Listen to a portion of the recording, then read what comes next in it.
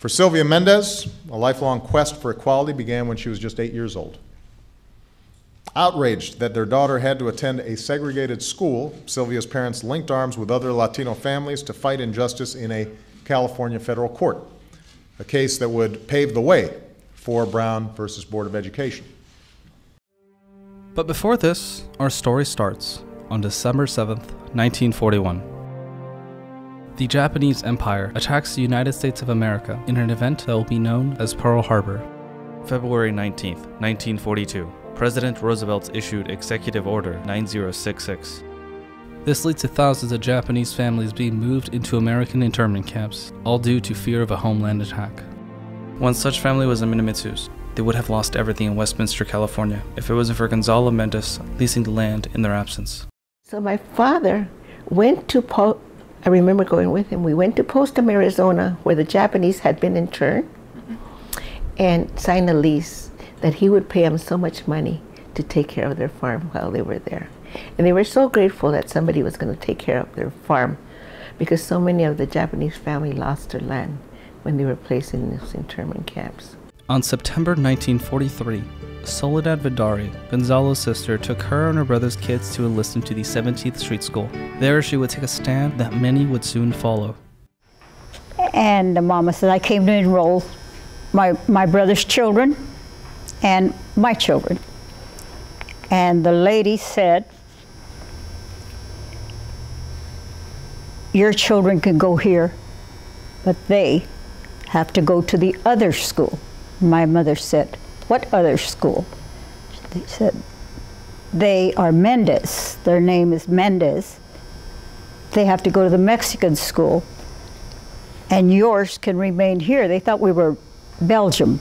My mother said, no, these are my brother's children. These are my children. These are my nephews and nieces, and I won't hear of it. Would you repeat that again?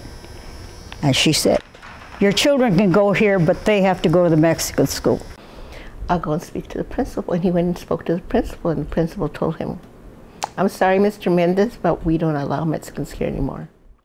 And my dad came and told my mother, we can fight this. And my mother says, well, right now we have the money, let's fight it. So they went and they met with Mr. Marcus, a Jewish lawyer from Los Angeles. Well, he almost considered himself Latino. He had 5 brothers, and he just, because he was married to my mother, he considered himself almost more Mexican than Jewish or American. And he said to my dad, Gonzalo, let's make this a class action suit. Let's not just fight for your children. Let's fight for all 5,000 Latinos that are not allowed to go into white schools here. So from then on, my father devoted all his time going from city to city trying to get other plaintiffs to join him so they could do a class action suit. But before taking legal action, Gonzalo Mendez and other Mexican-American families presented to the Westminster School Board a petition to desegregate their schools. After presenting the petition to the school board, Gonzalo was presented with an opportunity to send his children to the 17th Street School, but at the cost of dropping the case. Knowing this would only apply to his own children, he made a firm stand and refused. Marcus files a lawsuit on March 2nd, 1945, in the Federal District Court in Los Angeles. The trial begins on Thursday, July 5th, 1945. The lesser-known co-plaintiffs of the case which joined the Mendez family are the Ramirez family, which fought the El Modena School District, the Estrada family, which fought the Santa Ana School District, the Guzman family, which fought the Santa Ana School District, and the Palomino family, which fought the Garden Grove School District. The case would prove to be difficult, as Marcus could not argue the case on the basis of race due to the equal but separate ruling of the 1896 Plessy v. Ferguson, but would instead focus his argument on the basis of intraracial segregation, because Mexican Americans were classified as white. Representing the 4 segregated school districts was former Orange County District Attorney George Holden. He argued that this was segregation on the basis of language proficiency, rather than ethnicity, but whether or not he truly believed in segregation isn't known, as he sent his own children to an integrated school in Anaheim. But was the Hoover School for Mexicans in Westminster really equal?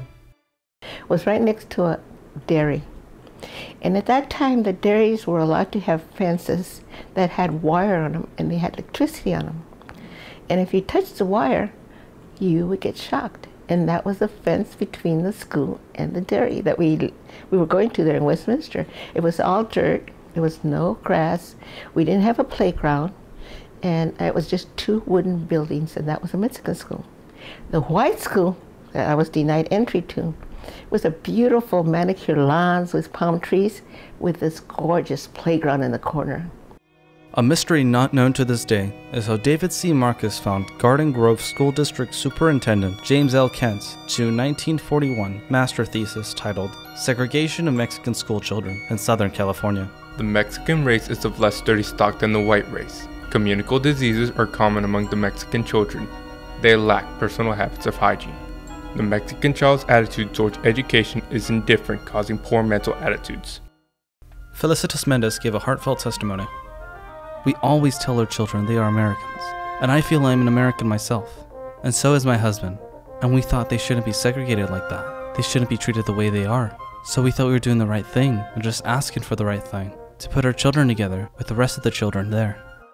Dr. Mary Hughes and Dr. Raphael Beals were two language acquisition experts that testified that segregating Mexican-American children did not lead to them becoming more proficient in speaking English. Federal District Court Judge Paul J. McCormick takes a firm and controversial stand when he declares his verdict. The evidence clearly shows that the Spanish-speaking children are retarded in learning English by lack of exposure to its use because of segregation. It is also established by the record that the methods of segregation prevalent in the defendant school districts foster antagonisms in the children and suggest inferiority among them when none exists. Right after the ruling, Orange County Counsel Joel Ogle vows to appeal McCormick's ruling. This gets the attention of the national media, NAACP, and members of the California State Legislature.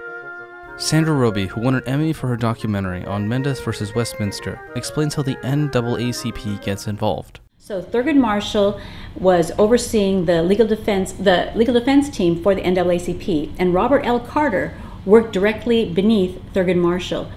And he actually wrote the friend of the court brief that went to Mendez, the friend of the court brief in support of the Mendez plaintiffs. And I had the opportunity to interview Robert Carter, and he said that the brief that he wrote for Mendez versus Westminster was the model for the argument in Brown versus Board of Education. April 14th, 1947. The Ninth Circuit Court of Appeals affirms Judge McCormick's ruling. But California did have laws at the time that allowed for segregating Asian Americans and Native Americans. So 2 months after the Mendez case was won, Earl Warren signed the bill that ended segregation for California, making California the first state in the nation to end segregation. And immediately school districts in Texas, Arizona, New Mexico started calling for the Mendez case to help to end segregation in their school districts. September 8th, 1953. President Eisenhower nominates Earl Warren to be Chief Justice of the United States Supreme Court. He is later confirmed by the United States Senate on March 4th, 1954. Judge Warren, he had a clear sense that our nation could not waffle back and forth every presidency with different Supreme Court justices coming on, changing our nation, segregate, desegregate, segregate, desegregate. He knew that we had to make a decision that was firm and clear, that when he got onto the Supreme Court, he lobbied every single judge to come forward with a 9-0 decision, clearly telling our nation that separate is not equal.